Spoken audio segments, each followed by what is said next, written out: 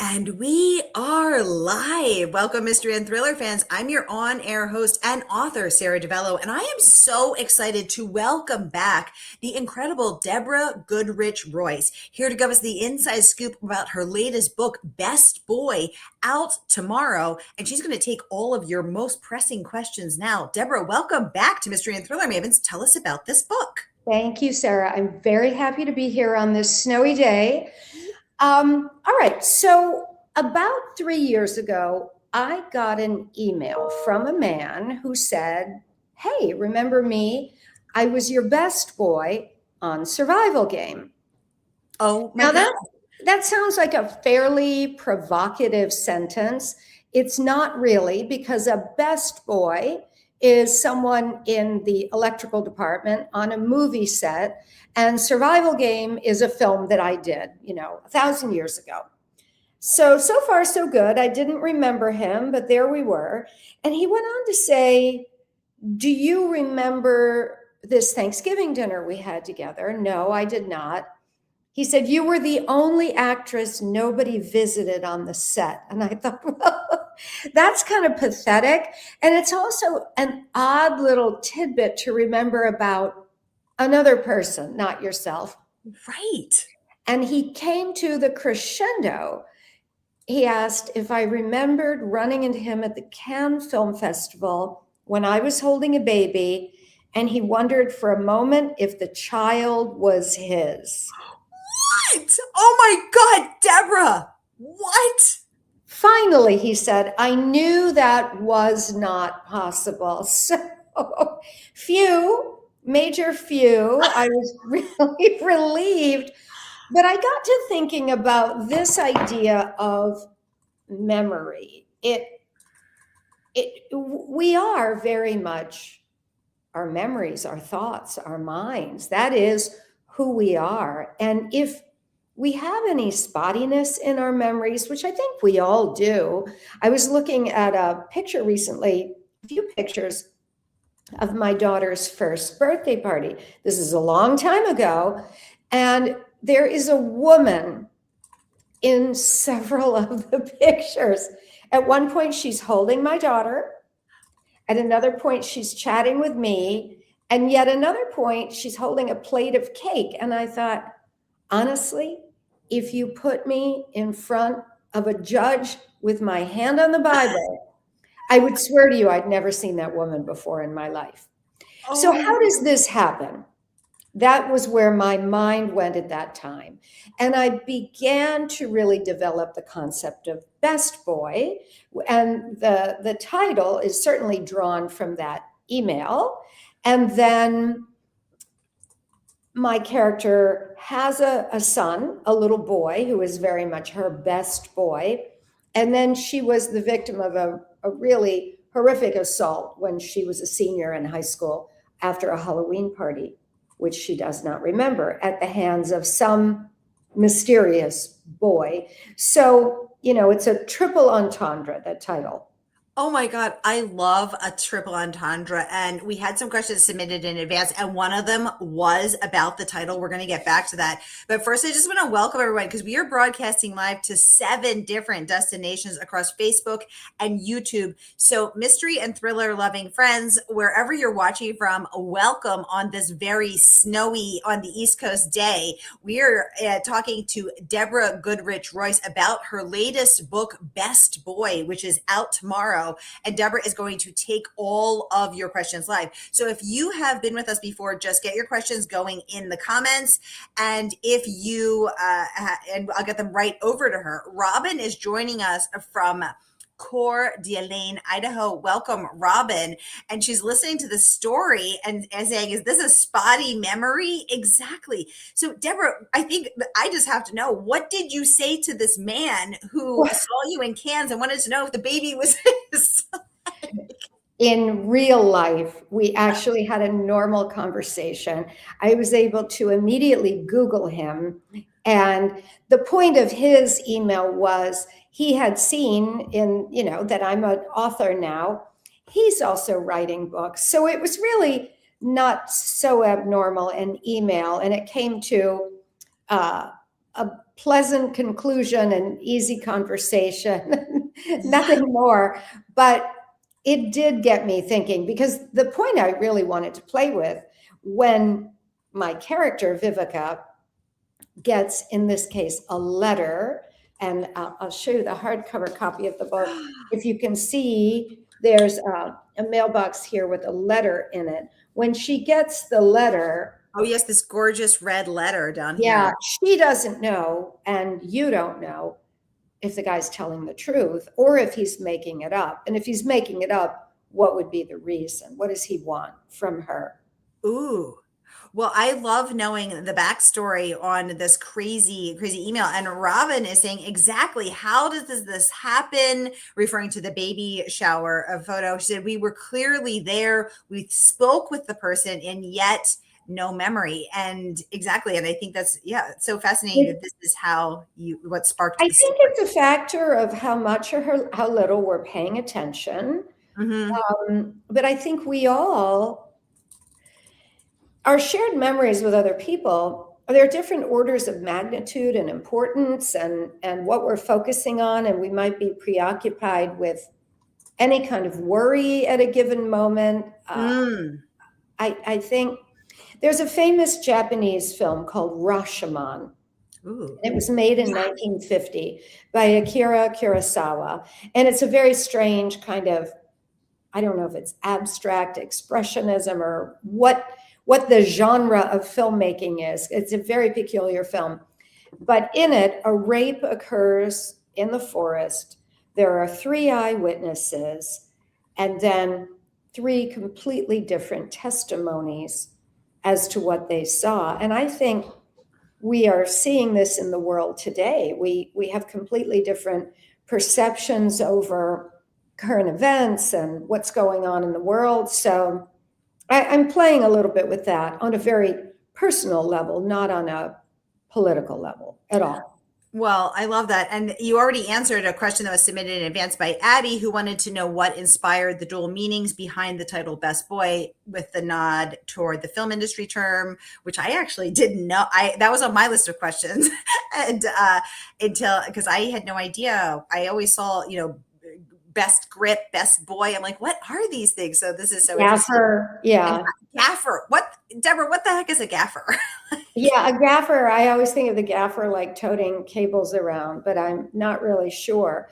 And yeah, Abby was just asking questions. So she has a little boy, Theo, and her life as a mom is really her chance at reinventing herself. Viveca is a master of reinvention. She had this terrible thing happen to her in high school. She had a different name. Ingrid was the name she was born with. She doesn't set out to lead a secret life, but she does go to Hollywood and changes her name. She's had plastic surgery after the attack, and the plastic surgeon says, while I'm fixing your nose, I could make you just look a little bit better. So she doesn't quite look the way she did. Her voice has changed from the violence of the incident. There was a strangulation. And she reinvents herself. She's a person who is trying very hard to hold on with white knuckles to a created life. Oh, I love that. A created life. Well, our next question, which was submitted also in advance, this one from Nancy. Your novel delves deeply into themes of repressed memory and identity reconstruction. How did you approach crafting unreliable recollections, and what research influenced your portrayal of trauma's long-term effects? Well, I think this is my 4th book really about trauma. I think I have it out of my system. If you've read Reef Road, my prior novel, you'll know my mother's best friend was murdered when my mother was 12. And I've done a lot of research into generational trauma and conferred trauma. I've read a lot about these things and how we we don't process things in a straight line. You know, you look at Mm. children and how they seemingly are okay when things happen, and it can take a very long time to know the results. Mm. Rama's saying, I just had a conversation with a self-described introvert. She says her brain gets overloaded, kind of like a breaker switch flips off. She's still there physically, but her brain has stopped processing incoming stimulus. As an introvert, I can relate to that. And I'm an introvert too, in a way. I can be performative and get out there and do a talk and stuff. But yeah, I think that makes sense. As a Mm. coping mechanism, you're just kind of probably mentally studying for the exit door, and when you can go home and put on your jammies. You've identified, as per the, you've identified the nearest exits, and you're ready to make a break for it at the That's nearest. right. At the earliest break. You guys, I want to remind you that Best Boy is out tomorrow, and Deborah is coming on to give us the inside sneak peek and take all of your questions live. You can pre-order today from our favorite woman-owned independent bookstore. That is, of course, Murder by the Book. So whether you're watching with us on Facebook or YouTube, here is that link, and you can order your copy of Best Boy and get your mitts on the story of Viveca, our protagonist, who is, I think you said it so beautifully, Deborah, holding on desperately to a created identity. This book has gotten incredible praise. First, I want to talk about the rave review from Kirkus. I think it was the New York Times who called Kirkus reliably curmudgeonly.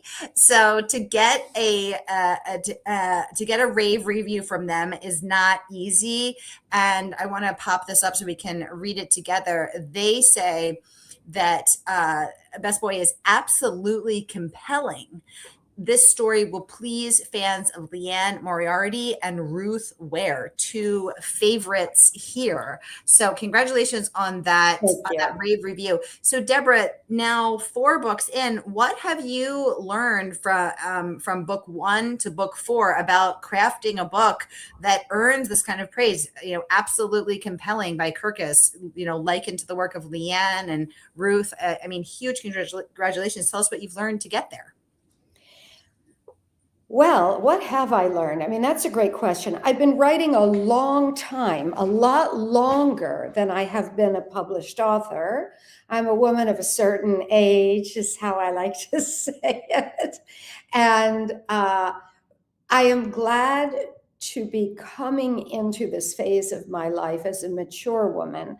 I think I more clearly understand what I think, how I think, and how I can best express it myself at this age. I was in writing groups for a long time before I was published, and I'm a big believer in writing groups. If you're in one with kind people, you always need to be with kind and supportive people, because the point is not to be ripped apart. Anybody watching Punch, the little monkey?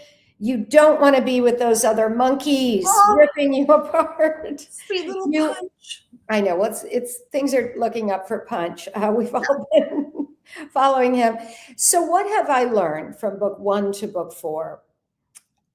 I mean, the old chestnut, write what you know. Every single book I write comes from an inspiration I have had that I feel I can develop, that I can put something into. And once you have your idea of the structure, I don't plot an entire novel, but I have a little bit of an idea of where I'm going. Then you can embellish, then you can kind of decorate or paint the picture, if you will. How would I say it in this book? Okay, I know that at the beginning, and this is not a spoiler, in the prologue, Ingrid and her friend Em are going to a Halloween party. It's 1998. They're 16 years old. So what are they going to dress as?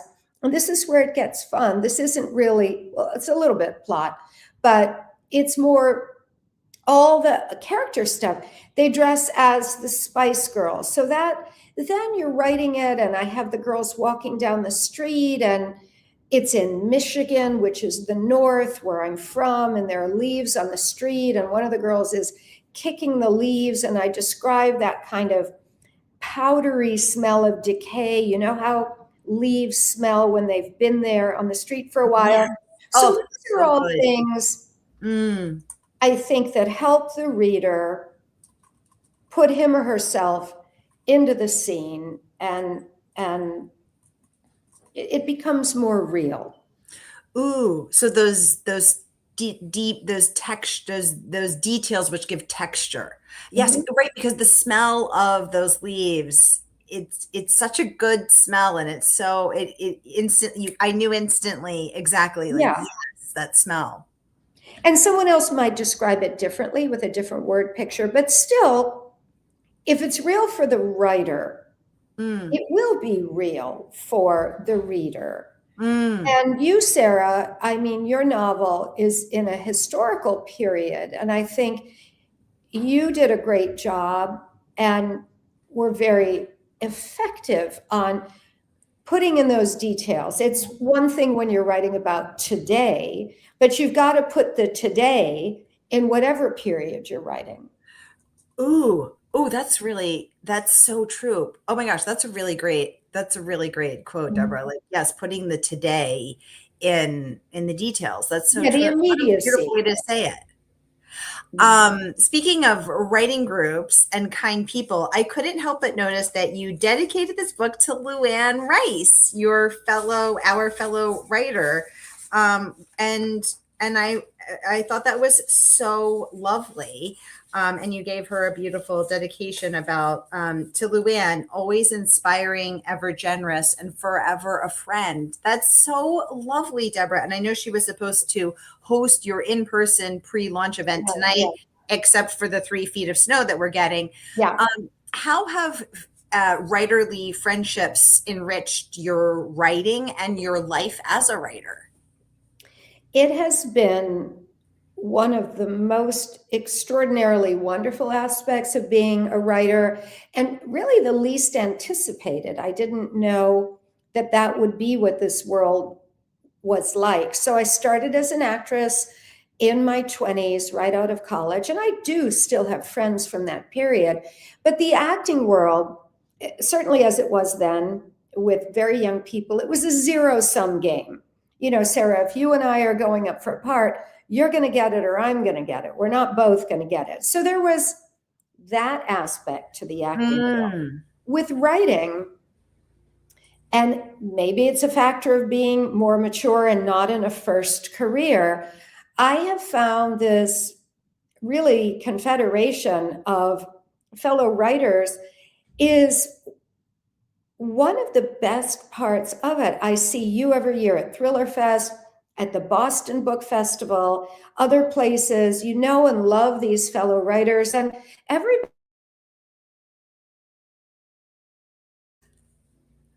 Okay, the snow is interfering with our broadcast for a second, but here we I are. know. Way Yay, back. we're back. We're back. So Yes. if your book does well, it does not take one single book sale away from me. It just doesn't. Yes. Um, Mm. I think readers read, and they want to read more of what they love. So it's, I think, a joyful, helpful, supportive Ooh. community. Oh, I love that. And I'm always so curious. I always read the dedications and I always read the acknowledgments because I'm always so curious how these external forces have influenced and, affected and nourished and supported the work. And so when I opened it up and was like, wait, I know Luann, that Yeah. it was such a lovely, lovely moment. It was so cool. And speaking of your starting out as an actor, which you're so right, it is a zero sum game. I never thought about that. Nancy submitted a question in advance. She said she remembers when you played an evil twin, an evil sister, and she would like to know how your acting career and playing a bad guy has influenced your writing, if at all. It has a lot. So that character, Silver Kane, who was the sister of Erica Kane on All My Children, and Erica Kane was sort of the icon of that show for 40 years. Yeah. I was young. I was right out of college. I started off playing, this mousy, self-effacing character who became increasingly diabolical. And how do I put this? So playing a part like that, you have absolutely no control over what pages you're handed every day. Ooh, and as the character evolves and changes, it can be, as it was with that character, really like things flying in from left field. They just, I never knew what was coming. And a year into playing this character, a script came into my lap one day where the character was an imposter. I'm like, oh, come on. But that being as it was, playing a character like that is very hard to leave at night. When you're on a soap opera, it's 7 a.m. to 7 p.m., 5 days a week, 52 weeks a year. And people see you as that character. And also, again, I'm coupling it with my youth at the time. It was very hard to leave. It was really under my skin. Now, and then, of course, I had a 10-year career, not on the soap opera, doing other things. I think the aspect of acting that really helps writing is that as an actor, no matter what character you play, your work is to draw from pieces of yourself. So let's say you're playing a murderer. Odds are you haven't murdered anybody, but you have to find something. Like maybe this character is insanely jealous. Maybe this character is acquisitive and this is an inheritance fight or something. So you find something in yourself where you felt jealousy or you felt like you just had to have something, and that's where you go. And I think it's the same thing with writing. Even your villains, you have to find something real about them so they're not cartoon characters. Ooh. It's so interesting what you said about never knowing or having any control over what direction your character was going, the story was going, your dialogue. You were handed the pages and you had to portray them. To go from that to completely in control of all of the characters, of all of the dialogue, of all of the story. I like this better. Yeah. Much better. Was it overwhelming at first? Were you like, someone give me some pages? No, because I'd been writing a long while, like I said, but with All My Children, it was overwhelming. Never after that was it so overwhelming because I always kind of knew where, well, I'd seen the script, so I knew where things were going. But that was kind of just take it as it comes. Because I've also wondered how does it work on soap operas? You don't have very long to learn your lines. Is that right, Deborah? The way it worked there, we got scripts 2 weeks in advance of shooting them. Wow. So in the evenings, most actors would read ahead where things were going. And then the next morning at 7 o'clock, there was a rehearsal in a rehearsal room upstairs. Then there was a blocking rehearsal downstairs on the sound stage. And the sound stage of All My Children at the time was this massive, airport hangar size room with all the little sets going around the outside. And it was 3-camera video. So the video cameras were on these soft padded wheels, and they would just scoot around from one set to the other set. So you do this rehearsal, a blocking rehearsal in the morning on stage, on the stages, and then somehow have lunch and get into hair and makeup and do a dress rehearsal in the afternoon, and then get notes around 3 o'clock in the afternoon, and then film it until 7 o'clock at night. That was the day. Wow. That is grueling. Yeah, it was a very intensive schedule. And an hour soap opera was 90 pages of dialogue. I mean, no one person had to learn 90 pages. You had, your parts. But you have to know when to say your line, so you can't just know your part. Like, That's exactly right. That is so well said. You have to learn everybody else's as well to know the rhythm of it. And I think you have to learn, the sense of the scenes. On a soap opera, you certainly can paraphrase. It's not Shakespeare, so they're not going to stop you if you paraphrase. Deborah, this book features multiple timelines, from Ingrid's times in the past to Viveca also spanning from 2018, jumping back to 2000, 2006, 2007. How did you keep all of those timelines straight? And also, because just from as a fellow writer, I'm like, oh my God, this must have been so hard to keep everything straight and remember what happened when it would have impacted, because it becomes like a whole line of dominoes. If something happens in 1998, it's going to affect all the way down the line to 2018, and everywhere in between. How did you graph that all out? When I have a really complicated series of timelines like that, I tend to do something very analog. I will print out calendar months at a page, which you can get really going way back. And so in this October 1998 and various other months, and I'll put them out on the table in front of me, and then I can make little notes on certain dates and just see it. You can do this on your computer, of course. I like it spread out because all I have to do is look up and scan for it. I don't have to leave what I'm doing. I do write on the computer, and I then write the book as you read it. I don't write it in chronological order. Okay. It's very important to me to write it as you read it, because I think it just unfolds more organically for me. But I always have that timeline handy.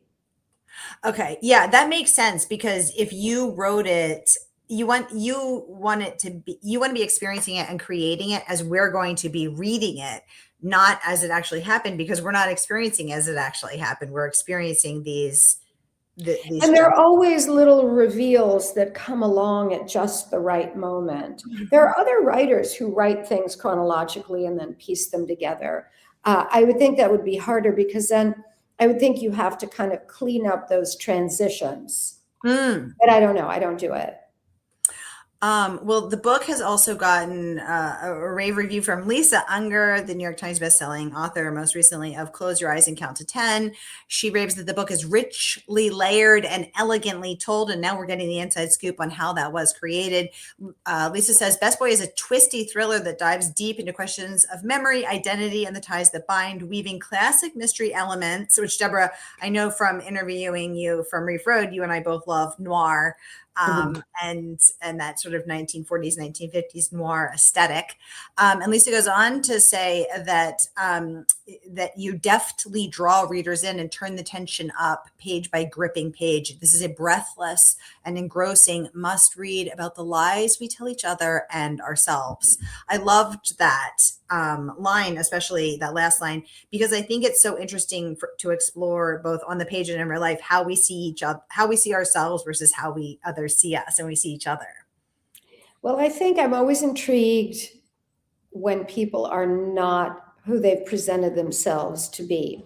I think to a very minor degree, everyone does this. But occasionally in life, we meet people who do it to a very extreme degree. And it's always a bit of a shock. So I am intrigued by that cross section of, who people are really underneath and who they presented themselves to be, and precipitating incidents that dislodge the exterior, knock it down. Yeah. Yeah, I love that. And I'm going to put, we don't have time to get to all of them, but I'm going to put all of the other incredible reviews that Deborah has gotten from Lee Woodruff, Allison Bataki, Luann Rice, um, Victoria Christopher Murray, Ann Hood, Elise Harp Kitness, Jeffrey Blount, Sarah McCoy. The list keeps going and going and going, as well as that rave review from Kirkus. And again, I just want to remind you guys, the book is not even out yet. Deborah is coming on today to give us the exclusive sneak peek and take all of your most pressing questions live. So here again is the link to order your copy of Best Buy today. And the good folks at Murder by the Book, our favorite woman-owned independent bookstore, it will ship them out to you first thing tomorrow. So whether you're watching with us on Facebook or YouTube, here again is that link. Y'all, we are out of time. Time flies when you're having this much fun. So be sure to click and order, get your mitts on Best Boy, and let us know what you think of Viveca, Ingrid, Best Boy, Theo, and all of these issues which we are exploring today. Deborah Goodrich, Royce, thank you so much for coming back on to give us the inside scoop and chat with us. Congratulations on all of these incredible reviews, and happy Pub Day tomorrow. Oh, we had one more question submitted. I missed who said it, but I saw they want to know how you are celebrating your launch tomorrow. Well, I'm supposed to be at Greenwich Historical Society in the morning with Avery Carpenter Forey, and then at Barrett Books in the evening with Tessa Wiegert. And I think it's all going forward. I think. So yeah.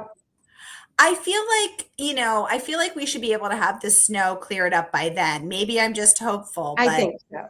Yeah, I think we should be able to get you to those launch events, even if we're all in snow boots and they're plowing the roads ahead of us. Exactly. You guys, thank you so much for spending your Mystery Monday with us. I hope your week is off to a killer start. Thanks for all the great questions. And thanks to everyone who submitted questions in advance and who will be watching with us later. We see you. We appreciate you. All right, Mavens, have a great week. And I will see you later tonight with Emily Lisfield. Take very good care until then.